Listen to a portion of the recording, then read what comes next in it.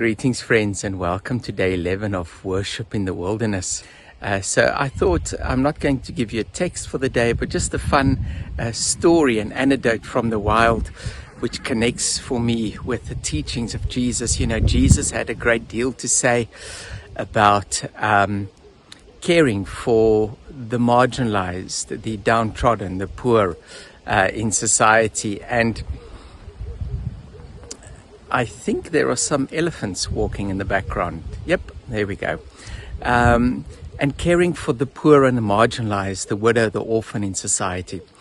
And so the Apostle Paul also had a great deal to say about it. And I think, isn't that what wilderness is all about? It's about becoming more like Jesus.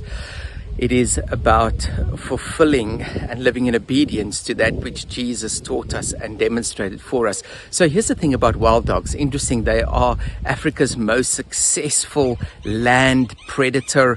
Their success rate is much better than lions, leopards, all of the above. And here's what they do. When they go out to hunt, they leave the pups behind at the den. And but they also leave behind the old dogs, and the sick dogs or the injured dogs stay behind to care for the pups. And then they go out to hunt. And what they do is when they come back, it's a bit gross, but what they do is they regurgitate the food that they had caught, and that's how they feed the pups. But they do the same. They regurgitate food and feed the old dogs and the injured dogs and the sick dogs.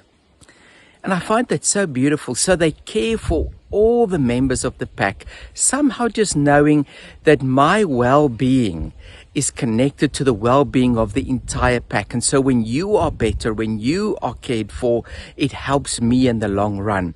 What a wonderful example of, I think, what we are called to be as human beings. We are called to care for one another because ultimately your well-being is connected to my well-being. That's what Jesus taught us. And so as you go into the weekend, here's a thought.